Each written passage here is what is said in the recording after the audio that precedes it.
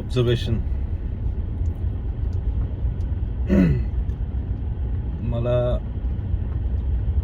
Around 7 महिने झालेत मुंबईमध्ये जॉब करतोय. माझी कार असल्यामुळे मी ऑफिसला अपडाऊन करतो, जिथं पण मी राहतो तिथून. एक गोष्ट मी सातत्यानं ऑब्झर्व करतोय आणि ते म्हणजे हायजीन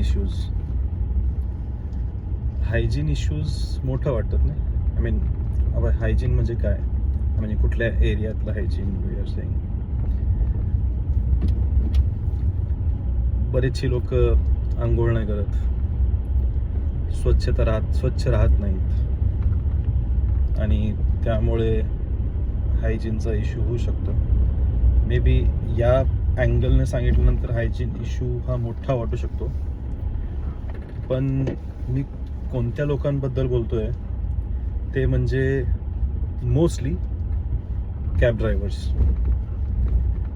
मुंबईच्या जवळपास किंवा महाराष्ट्रातली बरीचशी कॅब ड्रायव्हर्स आहेत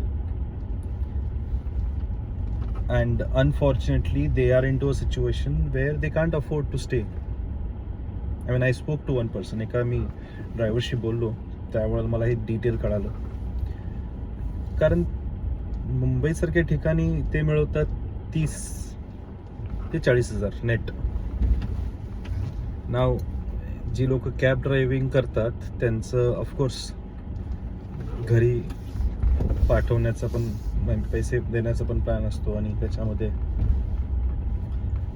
खूप काही कमी उरतं त्यांच्यासाठी. मग तर ती लोक असा विचार करतात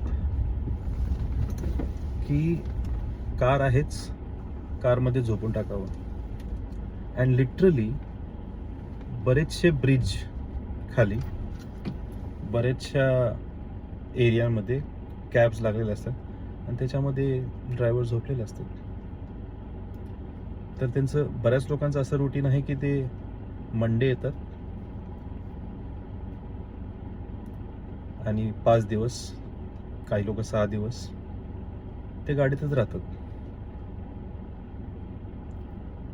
म्हणजे ते बघून मला आश्चर्य वाटतं. आणि ती लोक अशी पण नाहीत की खूपच यंग आहेत, स्ट्रगलिंग आहेत.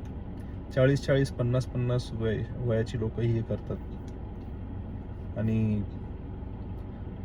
त्यावेळेला वाटते की hygiene is one of the biggest issue. पण त्याच्यानंतरही त्याच्यावरही the situation that they are going is very critical. I don't know, I am not capable of addressing this on my own. पण maybe they have accepted the fact that this is how it is. I mean disturbing वाटतं थोडंसं. बरेचसे लोक ज्यांच्याकडे घर आहे, गाडी आहे, ज्यांच्याकडे अफोर्ड करू शकतात तितके पैसे आहेत, ती लोक कंप्लेन करतात की मी अशा ठिकाणी राहतो, मी तशा ठिकाणी राहतोय. इवन माझ्या केसमध्ये पण तेच झालं. मी ज्या ठिकाणी राहतोय ते 2-3 लोकांना सांगितलं, ते असे म्हटलं की तू अशा ठिकाणी कसं राहू शकतोस, तिथं रिस्की आहे, तिथे क्राईम्स होतात. मला इनिशियली वाटलं this is not good and safe, whatever the reasons. पण हे ऐकल्यानंतर वाटते की आपल्याकडं जे आहे ते आपल्याकडं कमी वाटते, बट काही लोकांच्याकडे ते नाहीच आहे. Or maybe they chose not to take this, whatever. काही लोकांना सवय झाली असेल, but it is difficult to survive like this. I mean if you are living like this regularly, मग आयुष्यात पैसे मिळून उपयोगच काय त्या गोष्टीचा, आहे की नाही. आय मीन पैसे सेव्ह करणं एक गोष्ट महत्त्वाची आहे, पैसे मिळवणं त्याच्या आधी महत्त्वाचं आहे. पण ते मिळवणं आणि सेव्ह करणं जर तुम्हाला या वयामध्ये याचा उपभोग घेता येत नसेल तर हे तर चुकीचंच आहे. बट हे खूप वाईट वाटतं या गोष्टीचं ज्या वेळेला हे रिअलाइज होतं आहे उतार वयामध्ये. तर मी या व्हिडिओ तर मार्गे हेच सांगू इच्छितो की